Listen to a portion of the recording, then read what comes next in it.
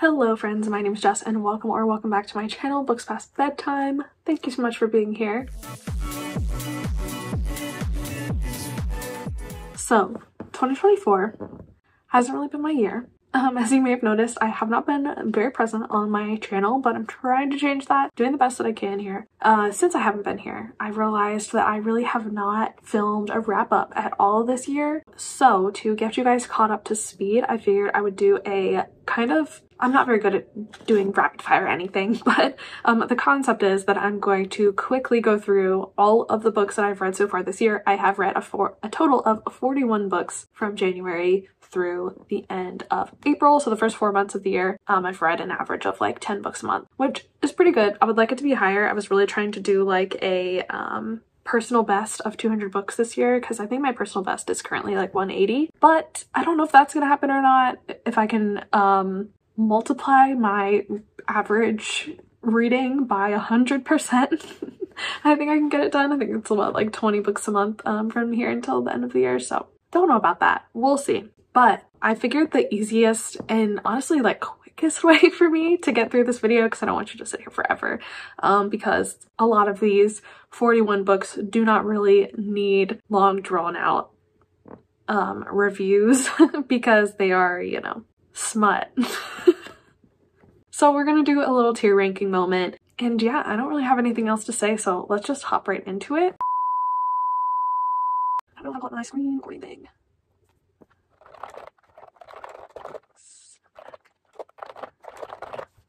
Shift Command 5. Okay, love that. Shift Command 5. Shift Option 5. That worked. What is like? Alright, we're figuring it out, folks. Don't worry. Okay. Okay. I think it's working. Fingers crossed. Let's hop into it. Okay, let's go over my tiers really quick. I was not feeling creative, so these are basic tiers. The top tier is a new favorite. These are like 6-star books that I love. Honestly, probably won't have very many go up here, but that's okay. It is there because there are a few. The next category is for books that I loved. These could even be books I rated 5 stars, but just don't see myself claiming as new favorites. Next is liked. These are mid-tier okay books, honestly like 4-star books. Meh is going to be like the 2s and the 3s, you know, just I could take them or leave them. And then the final category is burn it, and there will be quite a few that go in this category because I have had quite a few DNFs this year. Obviously, if I didn't like a book, that doesn't necessarily mean it's a bad book, or you might not like it. If for some reason I do think it's a bad book, I will point that out, but I don't think anything here really is. I don't know. Let's just get into it. Okay. Starting off strong, the first book here is Oh Sacred Dark by Mariana Vivancos. I actually have to put this in the burn it category because I did just DNF this book. The first, like, this is an Omegaverse smutty book, but the first 15% of it is literally like graphic domestic violence between a main character and somebody he doesn't end up with, and it was just really way too brutal for me to read. And I think after the 15-16% mark, it was like not going to be graphic SADV anymore, but I didn't think that I really wanted to read about the recovery and how difficult it would be for him to be in a relationship with somebody else. I just wasn't mentally in a good headspace for that, and probably will never be, to be honest. So I ended up DNFing this book or right about at that percent because I was like, I'm forcing myself to do this and I don't want to. So that's that. I just went on that whole spiel, and you know what? Out of the Wild Night is the book I was actually talking about. This is book 2 in this series. Oh Sacred Dark is the first book in this series, which I actually didn't hate. It did not have graphic DV or essay in it. And the person was recovering from that, but you didn't have to like read about it. I liked this one better. Still like Omegaverse and MM pairing. I liked that one a lot better. It definitely is very heavy-handed hurt comfort, so if you're not into that, I wouldn't recommend. Out of the Wild Night was the book I was actually talking about that I DNF'd. That 15% of it is graphic DV and essay. So we've got that figured out. Won't be continuing with that series probably. I think there's like one more book out, but okay. The next book here is a collection of monstrous short stories by Lily Mayne. If you don't know, Lily Mayne wrote one of my favorite KU monster romance series. I love those books so much. They're incredible. And these are all just like a bunch of short stories that kind of like interweave throughout the series. They're basically don't really add anything to the plot. They're just more time spent with the pairings. And I would like recommend going in and reading the ones about your favorite pairings. I believe that I skipped the one about Gloam and whatever the fuck his name is because I don't really care about that pairing. And like the stories are cute. There's some good ones in there, but it's nothing like I would have been the same person had I not read it. So I would say it's fine to skip it. I liked it. I didn't hate it, but yeah, not really anything to write home about. The next book here is Grace, Gold, and Glory by Gabrielle Douglas. I'm trying to read more nonfiction this year and I really love the sport of gymnastics. It's like the only one that I follow. And so this was like free on Spotify or something to listen to, so I decided to listen to it. And honestly, I'm gonna put it in meh. It's nothing about her story. Her story is actually really great. Just the way the book was written, it was pretty poorly done, and I don't think it really like needed to be a book per se. Like I think it would have been more impactful if like a professional author journalist had like written a tell-all interview, almost like article about her rather than this book. It was fine. Next we have here Prince of Agony by Tavia Lark. I did really like this one. I would definitely say this series as a whole is a favorite. I'm gonna put it in new favorite. I really liked this. I thought it was really good. This is the final book in Tavia Lark's Perilous Courts series, and it follows the final prince that we hadn't gotten a romance for, and I really liked it a lot. I liked it a lot better than the 5th book, which I honestly didn't really like, but this one was really good. And our main character is kind of like a brat. We kind of finally learn why he's a brat, and his backstory is really interesting. I did really enjoy that book. The next book, Overtime. Okay, this is another series by Marina Bovankos. I don't know why, but I just like binged all of her stuff on KU this month. I believe Face Off is book 2, Overtime is book 3, and Broken Ice is book 4. I'm not gonna say I loved it. I did like it though. I liked Broken Ice, the 4th book, the best. These two, I don't remember very well, honestly. This is the dumbest series that you've ever heard of before. This is Omegaverse, but it's not fantasy. They're contemporary hockey romances with Omegaverse elements. It's as dumb as it sounds. If you don't like Omegaverse, definitely don't read it. This one was definitely the best. They're all MM pairings. This one was the hottest. The rest were just okay. Honestly, I don't even remember the other two. Oh, I do kind of remember in Overtime, they were like gay, not because they were a male-male pairing, but because two alphas liked each other. Like in this world, it's gay to like another alpha, which an alpha can be male, female, any gender. Very goofy to me. Anyway, okay. I really just read a lot of smut this year. Like this is honestly embarrassing to go through, so Jesus Christ. Okay, Mate Hub Legend by Marie Renard. I actually loved that book. It was really fucking good. I believe that this is also a Megaverse, but it was really interesting because okay, so Mate Hub, you know, Pornhub adjacent, but it's like, I think it was Omegaverse as well. And our main characters are like porn stars, but they don't realize that when they meet, they're gonna be fated mates.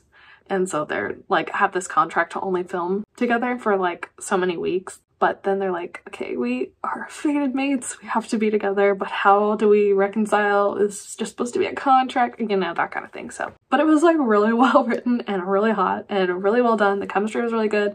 So I really liked that. Probably the best smutty book I've read this year. Mind to Claim by Evie Olson. This was honestly like a 20-page novella. It was like dystopian apocalypse kind of thing. Another male-male pairing, and it was just smut. It was fine.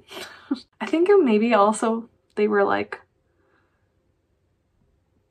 a vampire. I don't know. It doesn't matter. The Royal Curse by Elliot Grayson. I don't know what the fuck that's about.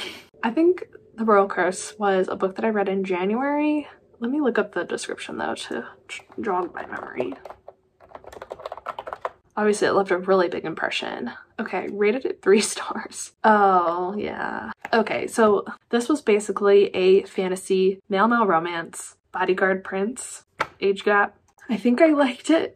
Let me read my review. Oh, okay. Probably won't end up being a memorable read. You can say that again. I literally have no idea what that was about. Apparently I liked it. Let's move on. Okay, this pains me, but Kick of the Darkness by Kira Andrews was... I can't put it in Burn It. I like almost put it in Burn It, but I can't do it. But it definitely was meh. This was the only Kira Andrews book I've ever read that I didn't like. Reading the Signs here by Kira Andrews. We'll talk about that in a second. But reading this book was crazy because I was just really expecting it to be good. This is a zombie apocalypse male-male pairing. I love Kira Andrews. I think she writes the best chemistry, the best worlds, the best plot, like the best of everything. Like reads almost traditionally published romance, but better and smuttier. This one was really disappointing me. I think that she wrote this one almost a decade ago though, so I'm gonna let it slide. Definitely not continuing with this series though. It was like really weak, the writing. There's no chemistry between the characters. Just no. It was a no from me. Next we have The Stone Sky by N.K. Jemisin, which I am gonna put in Burn It. I'm very sorry. I hated this book. I hated this whole series. I don't know why I pushed myself to finish it. I should have just DNF'd it, but I think I don't know. I just felt like I should read it for some reason. And I regret reading it. I really have no idea what the fuck happened in this series. Yeah, don't really want to think about it anymore. It's just high fantasy. I have no idea. Next we have Sense and Sensibility by Jane Austen. I'm gonna put this book in meh, which also pains me because I love Jane Austen as well. This is like the only book by her that I did not love. It took me a really long time to read this. I thought some of the characters were kind of annoying. I also found the pairings to be kind of strange and the love interest to be pretty lackluster. I feel like this didn't have the same like charm and intrigue that some of her other books have had for me. Like I love Pride and Prejudice, I love Emma. Yeah, this one just like didn't do it for me for some reason. I don't know. It was okay, like it was fine. Well, I'm putting it in mess, that's like worse than fine. I really don't have any feelings about it. I'm gonna leave it there. Okay. Swordcatcher by Cassandra Clare. I'm kind of between the loved and the liked tiers for this one. I'm gonna go ahead and put it here in liked. This is a little bit higher though than the rest of these in this tier. Yeah, I'm gonna leave it there for now. If I change my mind, I'll let you know. But this is Cassandra Clare's first adult fantasy release and it was really good. Except for it's 600 pages and the first 300 pages were kind of a slog to get through. It was kind of boring, difficult to connect to the characters right off the gate, and like difficult to kind of understand the world and where the story was going. I kind of like to know what's gonna happen in my books, like not spoilery, but just be able to kind of like put the pairings together and start to guess at like characters' motivations and like if people are good or bad. And I wasn't like getting any of that.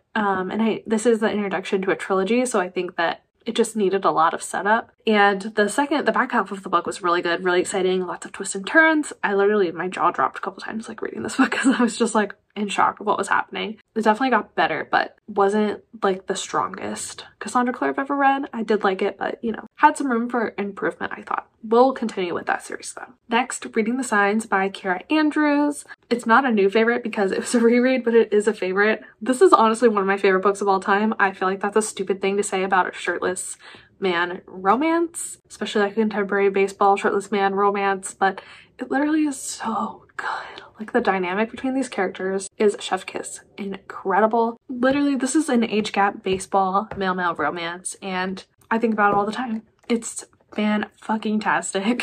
I love it so much. It's written so well. The plot's great. The chemistry between the characters is great. The romance is incredible. The feelings just like jump off the page. It makes me cry. It's so good. I love it so much. That's why putting Kick of the Darkness so low was really painful for me because Kira Andrews is literally one of my favorite authors. Heartstopper Volume 5 obviously goes in a new favorite. I love the Heartstopper series. I love everything Alice Oseman creates. I thought this was a great installment. I'm excited that we're gonna get yet another one because I thought that this was the last one. So very excited about that. Once There Were Wolves by... I can't remember the name of the author of that one and I cannot read it. One of these things is not like the other. This is a book set in Scotland about this woman who is a researcher of these wolves and they're trying to reintroduce these wolves into their native Scotland, and it really is causing like a rift with the townspeople because they're afraid of the danger of these wolves. They're all like sheep farmers and she kind of comes in as an outsider and has to figure out how to best like do her job and also like she is connecting with these people in this town, and then there is a murder and they're trying to blame the wolves, and she will not have this. So this was really good. It was kind of like a mystery, kind of like lit fic. I did really like it. I thought it was really well done and interesting. It was written beautifully. I did end up highlighting like quite a few lines in this book, and it was just beautiful. Loved the setting, loved the characters, loved the story. It's really short. If you're intimidated by lit fic, honestly, this would be a good place to start. Not that I read a ton of it anymore, but I did really like this one. Next is Cultish, The Language of Fanaticism by Amanda Montell. This was another nonfiction read for me for the year, and I did really like this one. Love it mostly just because it's nonfiction, but I do think that it was like a super interesting look into the way our language like influences our choices, and also just the like cult phenomenons in our current society. I don't know. It was a cool read for sure. Okay, Satisfaction Guaranteed by Carolina Stutz Waters was actually one of the most surprising reads of the year for me. So I absolutely loved this book. I really don't think it has the best average rating like from reviews online, but I loved it. I thought it was so good. It's a contemporary WLW romance. Takes place in Portland. One of our main characters inherits a sex toy shop from, I think it's her great aunt or something, and she's like very buttoned up, business minded, no nonsense kind of person. She really just wants to go in and sell it, but then she meets the love interest who is like the one employee of this sex toy store. They fall in love, and it's really cute and it's really fun, and I loved it a lot. I was surprised by how much I loved it. All right, let's have another run of smut. So Dear Daddy Please Spank Me by Tara Croft. I actually fucking loved that book. It's exactly what it sounds like. It's not age gap. I think it's two people that went to high school together, and then they reconnect later on and form this great dynamic, and it was so hot. It was really good. This one, Dear Daddy Please Punish Me by Skylar Snow, was in the same series but different author, and I don't think I liked that one. I don't even remember really what it was about. Oh, okay, I DNF'd it. DNF'd it 70%, not well written, not really into the story. Didn't want to waste my time finishing it. Okay, there we go. XOXO Santa by Spencer Spears. Shall we look up the review again? I think I liked this one all right. Yeah, I gave it 3 stars. Oh, 2.5. It was stupid. I literally wrote the word meh in my review, so it's gonna go there. Jock Nerd, Friends to Lovers, Online Love Tropes. This has the anonymous trope in it, which I believe is why I read it, which means like the two characters, it's like the you've got mail trope. So they know each other in real life. They either are just like acquaintances or don't like each other in real life, but then they're also talking online anonymously and are like falling in love online anonymously, and then they realize, you know, I love that trope. So sometimes I try and find books with that trope in it, and I think that one did. Obviously though, not a well-written book. Didn't like it that much. It was okay. If You Love Something by Jace Ellis was really good. I think I liked it. I didn't love it. I did think that it was like a little slow and the writing wasn't fantastic. This was an MLM contemporary romance between a restaurant owner and his like cook or something. I think it was a little bit age gap. No. Oh, I forgot. Okay, this is actually a second chance romance. So our main characters were actually married, and then they got divorced because one was like becoming famous and the other like didn't want to hold him back or something. And they have this whole like decade-long miscommunication, and like but they're still pining for each other. And then something happens, some like TV show thing happens where they're reintroduced, and then they start to, oh, I think it's like fake marriage trope or something too comes in, but basically they just fall back in love. It's a second chance romance, and it was really cute, written by a Black author about Black men, and it was so soft and lovely. Like I said though, I did have some issues with it, but like at the core it is a good story. I would recommend it. This is another smutty book. So this book made me want to read everything Tara Croft has ever written. I was like convinced she was gonna be my new favorite author.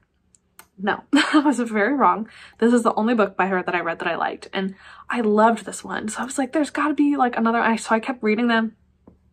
No. Honestly, this one I'm gonna burn. This one was really fucking weird. This was like, the kink in it was like ownership and like collars and stuff.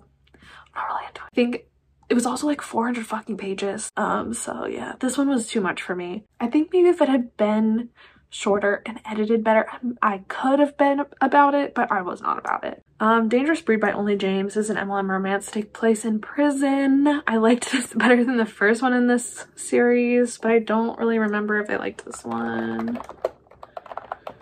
I give it 3 stars. Oh, 3.5. All these books are the same shit and I eat it up every time. Okay, good for you. So I guess I'm gonna put it in liked it. What are the tropes? Age gap, forced proximity, hurt comfort, touch them and you die. Fascinating. Don't learn anything from that. Okay, In the Event of Love by Courtney K. I'm gonna put in meh, which is really sad to me, but this book was just not very well written. So this is a lesbian Hallmark Channel-esque holiday romance. It had a lot of promise. It's almost kind of second chance. These two used to be friends, and right before the one girl moved away to the big city, they like kissed, but she felt rejected by her friend. But I think that there was something else going on. I don't really remember. Anyway, she comes back to town because her job is like, you need to take a vacation, like they all do. And so she comes, but she also has this ulterior motive to like set up this charity event to like look good at her work back home. But then she falls in love with her childhood friend again, and you know, it's literally the plot of a Hallmark holiday movie. It was okay, but it was cringy and it was like not well written. So I definitely didn't love this one, and I just wish there was better holiday romances out there. Like, I don't know what that's about, but okay. Trail by Catherine Miles is another nonfiction. This is about the murder of this lesbian couple on the Shenandoah National Park, part of the Appalachian Trail. It's like, what is that trail called? If you don't know, I grew up in the Shenandoah Valley in Virginia. This hits very close to home. Like, I used to go hiking with my parents all the time growing up, and it's just scary to think about how much of like a no man's land our national parks are, and that people like die and disappear in them all the fucking time, especially women. It's crazy. So I really liked this. I thought it was well done. I do think that it kind of got off topic quite a bit and didn't do a good enough job like connecting the anecdotes to the main case. And it would have been nice if we got more of a conclusion. I know that that's not how crime goes. I don't know, it just was like, I left the book feeling a little bit unsatisfied, but overall it was pretty good. Princely Submission by Casey Wells is going in Burnett. I DNF'd this recently at 85%. It was poorly written. The characters were annoying. This is an age gap contemporary prince and bodyguard romance. Very strange. Just not good. And when I got this, it was like, I had to pay for this. This was not on Kindle Unlimited. And when I bought it, I didn't realize that I had already DNF'd a book by this author before, so I'm kind of mad that I even bought it. It was not good. This one is another DNF, All Dolled Up by Char Croft. This was another weird one. He literally pretends to be a doll and like just lets his boyfriend move him around, and it all happens in like 24 hours. It's really fucking weird. I don't know. I'm not here to kink shame. It just was not something I wanted to read about, and it also felt very unrealistic and like unnegotiated thing to be happening within 24 hours of meeting somebody, and like the kid didn't really even know what his limits were and things. I don't know. Not for me. In a Truck Stop Bathroom by Sebastian O'Connor is a smut romance. It has that anonymous trope in it, which is why I read it. It's also a short story. I liked this one. It's about 2 teachers who like have a crush on each other at school but don't talk to each other, really know each other very well, and then they like start meeting up online at a glory hole in a truck stop bathroom, and they don't know who they're hooking up with until they do. It was pretty cute. It was pretty cute. It was pretty good. All right, Iris Kelly Doesn't Date by Ashley Herring Blake. I'm gonna put it in loved, but it's kind of I lightly loved this one. It was not my favorite in the series. I think Astrid was my favorite in the series, but if you don't know, this is the 3rd book in Ashley Herring Blake's Bright Falls series, which is a series of WLW romances set in a small town. This one follows Stevie and Iris, and they like have a bad first meeting, bad first impression, but then they decide to start fake dating for Iris to get inspiration for her book and Stevie to get her friends off of her back and like to help her get over her like ex who's dating another of their friends. It was good. I just like didn't connect with the characters as much as I thought I was going to, and I wasn't like totally sold on their chemistry. I don't know, I did like it a lot, but it just like wasn't a new favorite, you know, like it just, there's something missing to it. All right, One for My Enemy by Olivia Blake. This is my first Olivia Blake that I ever read. I just picked it up from the library because I thought it looked interesting, and it's kind of like a mob book in a way, but like the mob is actually people who have magic, and it's about these two warring families, and then there's kind of like a Romeo and Juliet-esque romance happening between one daughter from the other family and a son from the other family. And it was good. I liked it okay, but I don't know. I think I read it over too long of a period of time, because by the time I was done reading it, I think it took me like 2 months to read it. I was just like annoyed by it. I was like, okay, I want this to be over. It's very like overwritten purple prose, and I liked it in the beginning, thought it was beautiful, and I think if I read it quicker, like I wouldn't have gotten so annoyed by it. Also, it just had very unrealistic like twists and turns, and I was like, would this character really do this? I'm not sure. Just As You Are by Camille Kellogg, I'm going to burn. This is a WLW romance about these women who work together at this magazine in New York City. One is a journalist there, and the other buys the company basically along with her friend, and they just have no chemistry. They hate each other for the whole book, and so it's really unbelievable when they like start getting together. I'm like, you two have nothing in common, you hate each other, you've been mean to one another this whole book, and just wasn't cute. I didn't like it. Gwen and Art Are Not in Love by Lex Croucher was a book that I actually loved. This is a YA retelling of King Arthur of the Round Table, and it's like, I don't know what that means because I don't know that story, but other people go crazy about it, so I feel like I need to mention it. But basically, Gwen and Art are like betrothed, but Gwen is in love with a female soldier and Art is in love with Gwen's brother, I think. It was really cute. It was really just stupid and campy, but it was so fun and it was really cute, and I did end up really liking it. Okay, Wild Things by Laura Kay. I really liked this one. I thought it was cute. I didn't love it, but I did think that it was pretty well done, and I think that the average like rating for this is lower than it should be. Like I thought that this was really good. I listened to the audiobook, thought the audiobook's really well done. It's basically about this group of 4 friends who decide to just kind of say fuck it to social conventions, and they all buy a house together in the English countryside. The 2 girls in the friend group have kind of been in love with each other forever, but they've never communicated this to one another, so they spend the whole book kind of like pining after one another, and then the 2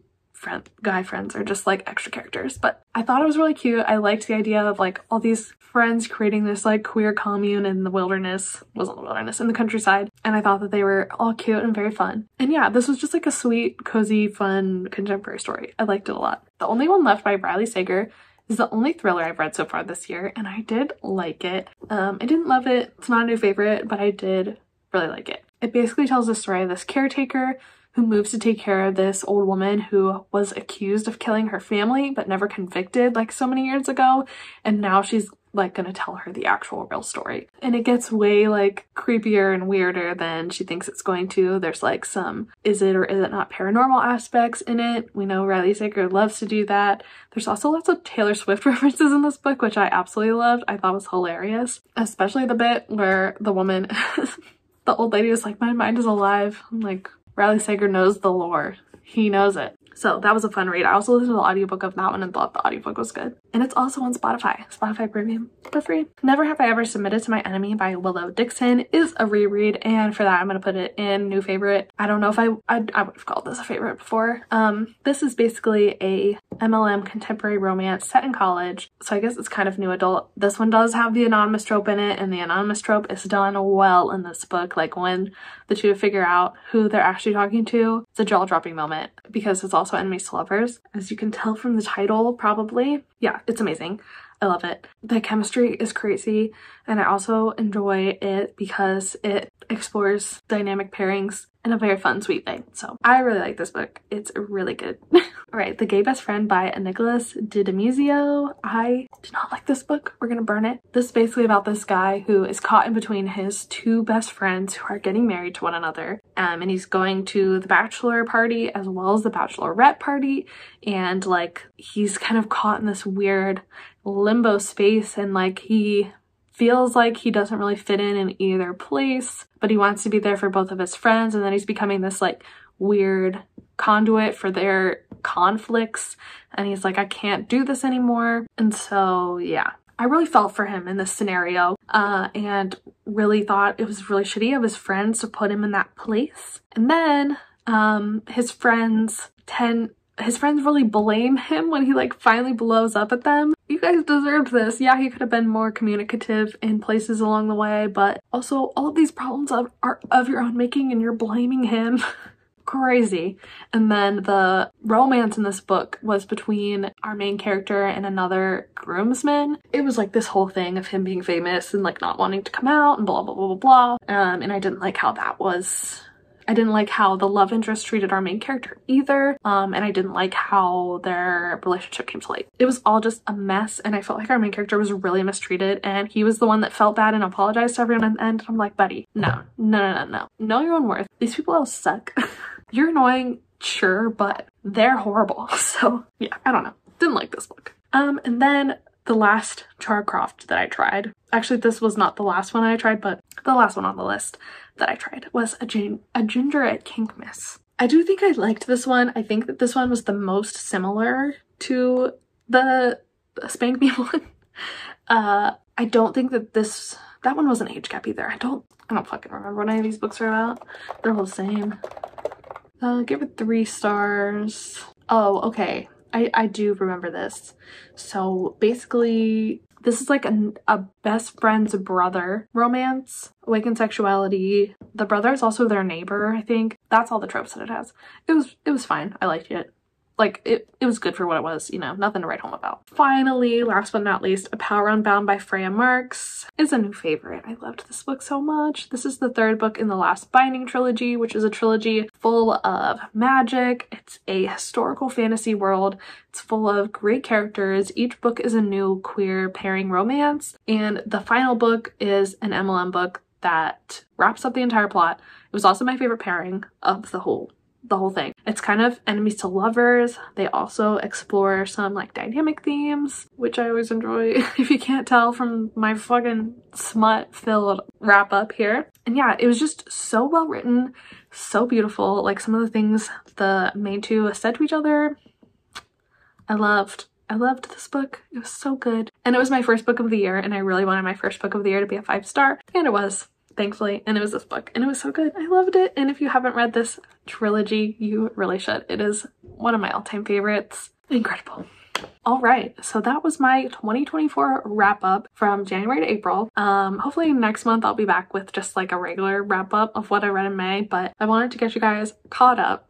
So this is everything I've read. Yeah, I have had kind of a mid-tier reading year. As you can see, honestly, the like negative side is a little bit heavier than the like 4 and 5-star reads categories, but you win some, you lose some. They can't all be winners, and I've been just reading a lot of trash, so I should probably expect that they're not all gonna be winners. But yeah, thank you so much for watching this video. Let me know if you've read any of these and what you thought of them. I would love to hear your thoughts based on my favorites. If you have any recommendations, please let me know. I'm always looking for new books to read. I feel like I've kind of like read everything that looks interesting to me on Kindle Unlimited, so definitely if you have recommendations for that kind of stuff, let me, because I'm always reading those fucking trash books.